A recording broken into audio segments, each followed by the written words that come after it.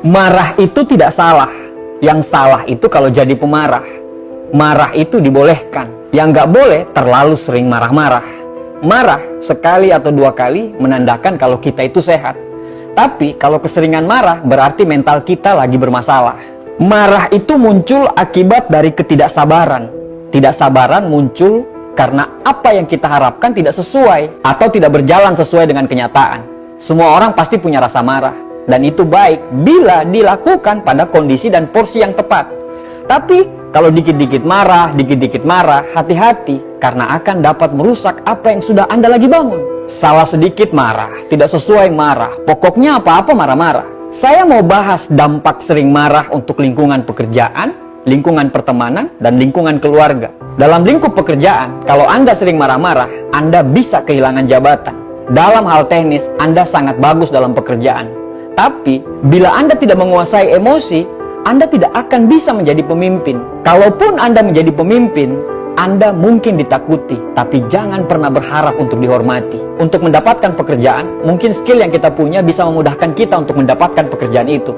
Tapi untuk naik ke level jenjang yang lebih tinggi atau jabatan yang lebih tinggi, Anda butuh yang namanya leadership atau jiwa kepemimpinan. Dan salah satu syarat untuk menjadi pemimpin yang hebat adalah bisa mengontrol emosi dan tidak suka marah-marah. Kebayang kalau Anda menjadi seorang leader di sebuah tim marketing. Saat omset turun, Anda marah-marah. Salah dikit marah-marah.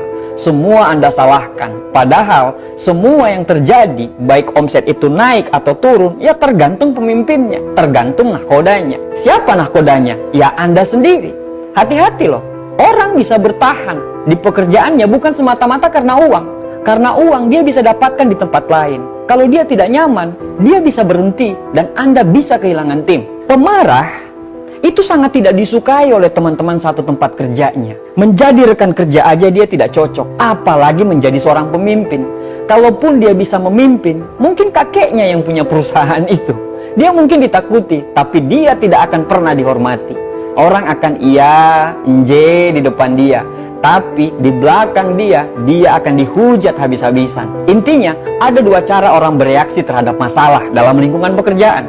Yang pertama, dia suka marah-marah. Yang kedua, dia lebih memilih diam dan mencermati apa yang sebenarnya terjadi. Mending memilih diam deh, karena diam nggak akan bisa ketebak arah pikiran kita kemana. Tapi kalau marah-marah, bisa ketebak arah pikiran kita kemana. Kenapa singa lebih ditakuti daripada anjing? Karena anjing suka sekali menggonggong, sedangkan singa lebih banyak memilih diam. Dalam lingkungan pertemanan, kalau Anda suka marah-marah, Anda akan kehilangan banyak teman. Ya pastilah, mana ada orang yang mau berteman dengan orang pemarah. Orang gak bakal nyaman lah.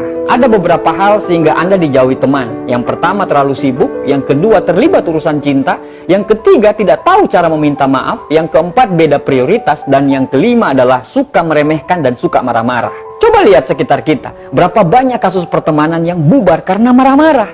Banyak sekali. Pertemanan itu adalah saling mengisi dan saling menerima. Tapi bukannya harus ngomong begini, kan mereka tahu saya itu pemarah, mereka harus terima dong. Ya nggak gitu juga, kelemahan itu ditutupi, bukan diumbar-umbar.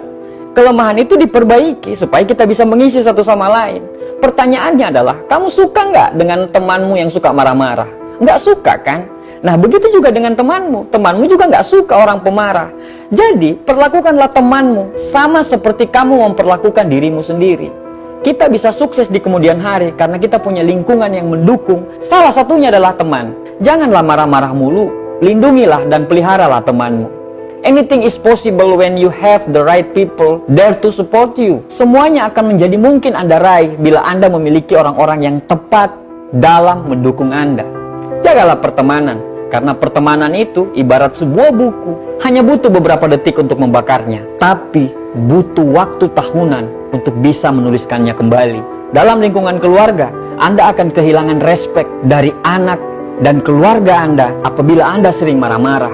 Like father, like son. Bapak yang pemarah akan membuat anaknya tumbuh menjadi pemarah. Lingkungan keluarga jadi nggak nyaman. Harusnya lingkungan itu menjadi surga dunia bagi kita. Karena kita suka marah-marah, akhirnya surga itu menjadi neraka bagi keluarga. Bagi para ayah atau suami, coba kita bayangin. Waktu kita untuk keluarga itu dalam satu hari itu sangat sedikit. Kebayang kalau isinya hanya marah-marah. bukan surga yang Anda ciptakan, tapi neraka yang bikin anak dan istri Anda menjadi tidak betah. Bagi istri atau ibu yang suka marah-marah, hati-hati, Anda akan jauh sama anak-anak. Dan kalau suami sudah tidak nyaman di rumah, dia bisa mencari kenyamanan di tempat yang lain.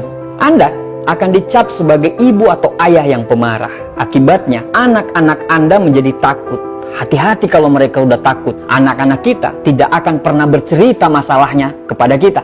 Kalau sudah begitu, akan jadi bahaya. Misalnya, pas anak kita kena bully, dia ingin mengadu tapi takut kena damprat. Akibatnya apa? Depresi. Dan bila anak-anak kita sudah depresi, hati-hati.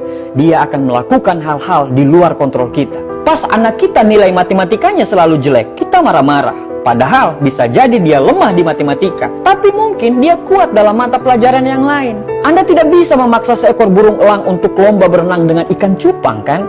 Sifat yang baik lebih bernilai daripada pengetahuan, uang, atau kehormatan bagi seseorang yang memiliki sifat tersebut. Jangan sampai sifat pemarahmu menghancurkan apa yang sudah Anda bangun. Jangan sampai sifat pemarahmu bisa menghilangkan rasa cinta keluargamu. Jangan sampai sifat pemarahmu bisa membuat Anda bisa kehilangan teman.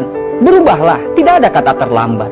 Dewasalah, karena ciri-ciri kedewasaan adalah bisa mengontrol rasa marah. Berubahlah dari sekarang, atau Anda bisa kehilangan semuanya. Jangan banyak marah-marah. Hidup ini indah, nikmatilah dengan senyuman dan tutur kata yang indah.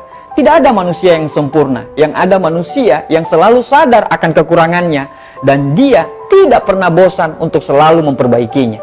Semoga saya, Anda, dan kita semua dijauhi dari sifat pemarah. Terima kasih.